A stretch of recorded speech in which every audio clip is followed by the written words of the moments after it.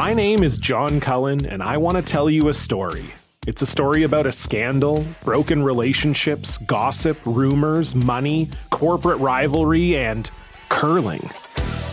It's the story of Broomgate, how a single broom, yes, a broom, turned friends into foes and almost killed the 500-year-old sport of curling. It was a year I'd like to forget.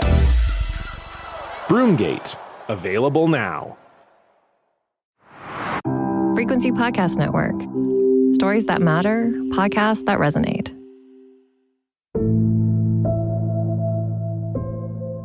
There are environmental laws against pollution in pursuit of profits.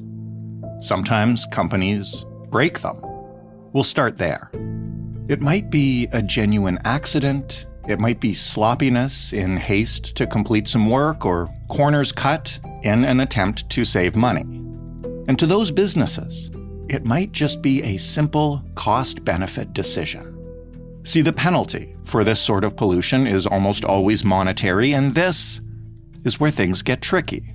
Many of the companies who break these rules are massive and are doing massive business in the process. The framework for fining them can be complex, and it often struggles to make the larger businesses actually feel real financial pain. And if it can't do that, well, then like I said, it's just a cost-benefit analysis for these companies. So how does this system currently work? Or does it? How could we adapt it for a world in which the pursuit of profits that cause environmental harm will become more and more dangerous? If we're going to have these laws, how do we make them come with real consequences?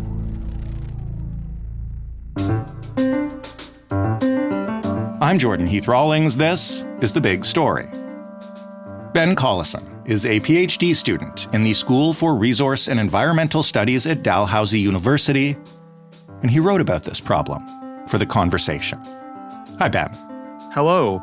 I'm not asking for an exhaustive history here, but why don't you start maybe just by giving us some reference points of recent years, who has been fined how much for doing what when it comes to pollution in Canada? Just give us some examples. Sure. Yeah, you bet. So there are fines that get handed out to polluters quite frequently, and these cover everything from chemical waste storage to air emissions. What I really wanted to focus on in my piece was water. So water being one of Canada's most important natural resources. And we're super fortunate in this country to have a relatively high abundance of it compared to other places in the world, which is only going to become more important as we move into a more uncertain future with respect to climate change and extreme weather. But some of the fines that relate to Canadian water polluters in recent years include a $1 million fine that was given to Kraft Paper last year for leaking 181 million liters of toxic black liquor byproduct from their pulp mill into a large river system in Manitoba. There was a $3.8 million fine given to Husky Energy in 2019 for spilling 225,000 liters of crude oil into the North Saskatchewan River. And another example would be a $2.2 million fine in 2017 for 3 forestry companies that destroyed some wetlands and filled streams with sediment from harmful logging practices on Haida Gwaii in BC. So who determines who gets fined and how much? Are there regulations or guidelines kind of governing how egregious the pollution is with the monetary penalty, or how does it work? Yeah, so one of the most common themes among those previous fines and many others that I mentioned for issuing water pollution nowadays is that those previous 3 examples I gave all triggered the Federal Fisheries Act. So this means that the pollution occurred in an area that's frequented by fish and or known to be fish habitat. Okay. The Fisheries Act is one of Canada's strongest environmental laws because it applies across the entire country and within all Canadian waters off the coast as well. So under the Fisheries Act, there's set fine amounts. So $100,000 or $500,000 maximum fines, unless there's an investigation that occurs and the case is brought to court. And so if that happens, these rulings can actually greatly exceed these maximum penalties to higher levels that are based on, evidence that's provided in court and the severity of the offense. So in addition to the Fisheries Act, every province has their own laws regarding water pollution as well. So For example, Nova Scotia's Environment Act has a maximum fine of $1 million for polluting water resources beyond levels that are set in a industrial operating permit. So I guess the key here is how these legal tools are enforced, because there's a huge amount of flexibility for regulators and courts in determining what an appropriate fine is for any given situation. How consistent are they in general when you break them down and look at them? Like, are you able to determine, a rough framework where we can say, like, the punishment fits the crime? Like if you were looking at a range of sentences for the same felony, you would hope that they would, at least cluster in. So I'm trying to get a sense of, like, if we're making our message heard to these companies consistently. Yeah, I'm not a lawyer, and I think most people that analyze these cases to look at fine amounts don't have legal backgrounds either. So to be completely frank, when you look through the evidence that's given for why a fine is what it is, it's extremely difficult to tell. Right. And it varies a lot from case to case. So I'll talk about the difference between kind of two major fine amounts in a minute, but it is really, really hard to tell without a law degree to know, what's the exact pieces of evidence that were used to come up with a certain fine amount. Generally speaking, you'll see if it's an individual that breaks the law, kind of a one-off case, the fine is going to be relatively small compared to when you're dealing with a very large company that's repeatedly polluting the environment. But still, regardless of whether it's an individual or a large corporation, these fines can range a lot depending on what court it is, what province it's located in, and what piece of environmental law is being broken. You mentioned the difference between the two main types of fines. Can you break that down for us? What are they, and what is each typically used for? Sure. So there's two main types, one of them being an administrative penalty. So an administrative penalty is a type of fine that proceeds, generally speaking, quite quick, and they're historically used for relatively small fines. And so these administrative penalties are actually quite new, and they were kind of introduced in the past decade or so as a middle ground between a ticket and a court charge. So, for example, if you're given a ticket by an enforcement officer, if you're caught, speeding in your car or deer hunting without a license, these tickets are going to range from tens of dollars to a few thousand at most. But to stay out of the courts and still impose relatively substantial fines on polluters, these administrative penalties were kind of brought in, like I mentioned, a decade or so ago, to issue warnings or penalties. And these have continued to increase over time. So, for example, several provinces in Canada, including BC and Ontario, have recently upped their maximum penalties to $750,000 in BC or $200,000 in Ontario, respectively, for corporations. But this does depend on what law is broken. Like I mentioned before, there is quite a bit of flexibility. Now, court charges are different. So these are more common when federal law is involved. So this could be things like the Fisheries Act, the Species at Risk Act, or the Migratory Birds Convention Act. And so court convictions, these carry a higher social stigma. They allow for much bigger fines, and they give the potential for a polluter to actually be thrown in jail, which this virtually never happens, but at least that risk is still there. And so in these cases, you have government lawyers and industry lawyers that present evidence for both sides in a court proceeding or several court proceedings that can last at the very least a year or two. Right. But they can also stretch over a decade, sometimes more, depending on what the circumstances are. And then you're spending that money to fight these companies' lawyers in court as well, as opposed to just issuing a fine. Correct, yeah. So on the government side, it would be taxpayer dollars that are going towards fighting industry lawyers to set these fine amounts. But in many cases, going to court is the only way to levy a substantially punitive fine, is kind of what I'm hearing. You're exactly correct. So those administrative penalties that I mentioned before, you're not typically going to see administrative fines that are going to exceed, $1 million. But if you go to court, there's options under various federal pieces of legislation, for example, that allow those maximum penalties to be exceeded. And so these are those lengthy processes that involve a lot of back and forth. Right. But they can ultimately end up in very, very high fines. My name is John Cullen, and I want to tell you a story. It's a story about a scandal, broken relationships, gossip, rumors, money, corporate rivalry, and curling. It's the story of Broomgate, how a single broom, yes, a broom, turned friends into foes and almost killed the 500-year-old sport of curling. It was a year I'd like to forget. Broomgate, available now. So are these penalties having the desired effect? Are we seeing major companies who have been hit with them change their behavior, or do we get, repeat offenders? Yeah, so this was really the crux of the work that I recently did. So really there's two outcomes when a fine is laid.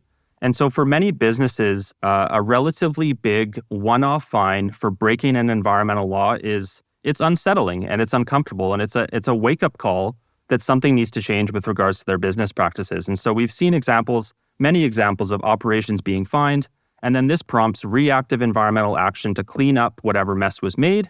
Usually it's by accident. And those responsible employers will reflect on this experience seriously, and they'll take tangible steps to reduce the chance of their operations harming the environment in the future, which I believe really is the intention of these penalties in the first place. Right. That's how it's supposed to work. Yeah, absolutely. The other side of the coin, though, is repeat offenders, which was really the focus of my work. So when a polluter, especially for water resources, repeatedly gets fined over and over with little indication that environmental improvements are actually being made, then it begs the question of whether the fines are actually having the desired effect at causing that behavior change that we mentioned before. So in my mind, this is really where the heart of the issue is. And I think some of Canada's richest corporations help make the case for why repeat environmental offenders is a problem. Give us some examples of the big offenders, of the repeat offenders who have been hit with fines and then nailed again and again. There's many examples I could pull from here, but I'll give you a few. So kind of the poster child of water polluters in Canada where fines don't seem to be working is Teck Resources. So they're the owner and operator of 5 coal mines in the Elk Valley in British Columbia. Mining's been going on in this area for 120 so years, but issues with freshwater contamination downstream of the mines has been well known since the 90s.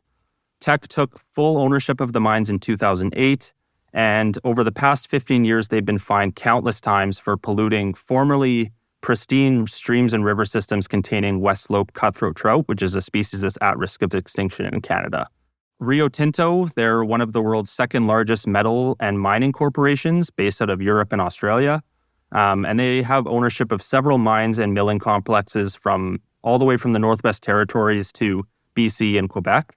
And this company has been fined hundreds of thousands of dollars for illegally discharging acid into river systems in Quebec several times from their smelters and refineries. And then another example would be Suncor Energy. So they've also been repeatedly fined since the 90s for leaking oil pipelines and sewage dumping in the Athabasca River, as well as spills and leaks when drilling the seafloor for oil in offshore Newfoundland. So clearly, if a company is repeatedly fined for the same behavior, those fines are no longer punitive, but just like the cost of doing business, right? So give us a sense of when you say, the fines aren't sufficient in some of these cases, of the amount of the fines versus the profits that this way of doing business is delivering, or at least what we know about them. Sure. Yeah. So I'll throw you some numbers here. Going back to Teck Resources that I mentioned at the start, if we combine all of their court charges and administrative penalties just for water pollution over the years, it equals about $83 million, which includes the largest ever fine issued under the Fisheries Act in 2021 at $60 million. So at first glance, this seems massive, right? Yeah. $60 million, $83 million, that's a big number. But in reality, it equals just 2% of Teck's $3.9 billion profits just in last year alone. Also, we could use a metric of market cap, which is an indicator of how much a company is worth. So Rio Tinto, the company I mentioned before, they currently sit at $109 billion, and Suncor Energy made $9 billion in profits just last year. Yet the repeated fines of a few $100,000 here and there for thousands of liters of contamination into water resources is not really even large enough for these corporations to be a rounding error. So these low fines are a drop in the bucket, but really the comparison of fines to profits in my mind more closely resembles a drop in a lake, not a drop in the bucket. Also, you folks had a fantastic episode a few weeks ago about greenwashing, and that's exactly what you'll see if you visit the sustainability tabs of any of these companies' websites. So there's lots of beautiful words there on the page, right? But the compliance records and legitimate efforts to prevent operations from harming the environment tells a bit of a different story in my mind.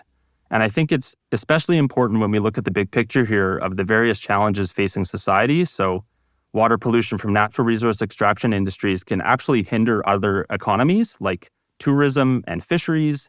It can impair indigenous rights, harm species at risk of extinction, and perpetuate cases of environmental racism. And so the status quo for these rich repeat offenders doesn't provide much of an incentive for them to change their behavior.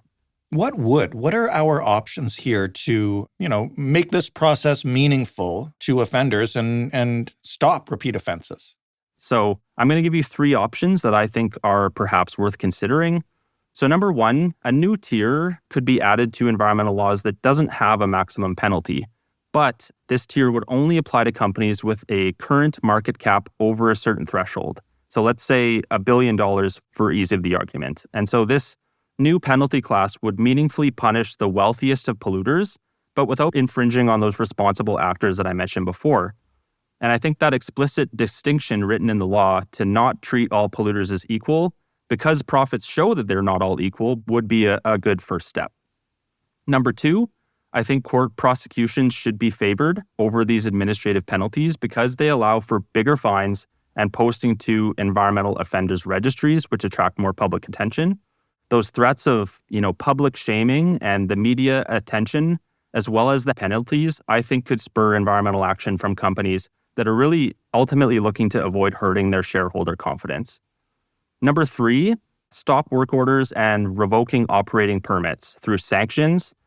This is something that's rarely used in Canada, but I think should occur more often. So rather than just repeatedly slapping a polluter with a fine, recent efforts like we saw forcing Coastal GasLink to stop work when they were contaminating salmon spawning habitat in BC, that really removes the legal authority from that polluter to continue polluting and rather forces that cleanup before the company can continue moving on. So those are kind of the 3 main options I see as potentially being effective in the future. I guess my main question here is this on the table anywhere? Do people with the power to do something realize that there is a problem here? This is the federal government that purports to care deeply about climate change. I'm wondering where the action is. Yeah, so I think everyone who cares about this issue has a part to play. And really that starts with doing your own background research into the options that are being presented in advance of elections. So critically analyze parties' stances on whether or not they believe it's important to hold polluters to account. And then also look at past behavior of these parties as an indication of what they may do in the future, rather than just taking all of the election platform commitments at face value. Look at a past behavior as an indication of potential future behavior. But otherwise, it ultimately comes down to how the government agencies write laws and decide if and how those laws will be enforced. And like I mentioned, legislative amendments do not happen overnight. This is a long process. But they can happen with enough public pressure. And so each case of repeat environmental offenders is also slightly different and varies in complexity.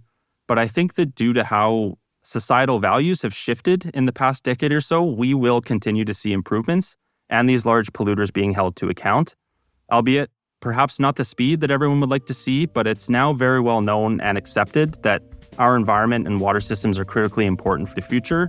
So I do really remain optimistic. Thanks so much, Ben. Thanks so much for having me on the show. Very much appreciate it. Ben Collison, PhD student, Dalhousie University. That was The Big Story. For more from us, head to thebigstorypodcast.ca. You'll find all our previous episodes there. We're creeping up on our 6th anniversary. I don't even want to think about how many episodes that means. You can send us feedback on any of those episodes anytime by emailing hello@thebigstorypodcast or by calling 416-935-5935 and leaving a voicemail. The Big Story is available in every single podcast player. It is available on the website I just mentioned, and it is on your smart speaker if you ask it to play The Big Story podcast. Thanks for listening. I'm Jordan Heath Rawlings. We'll talk tomorrow.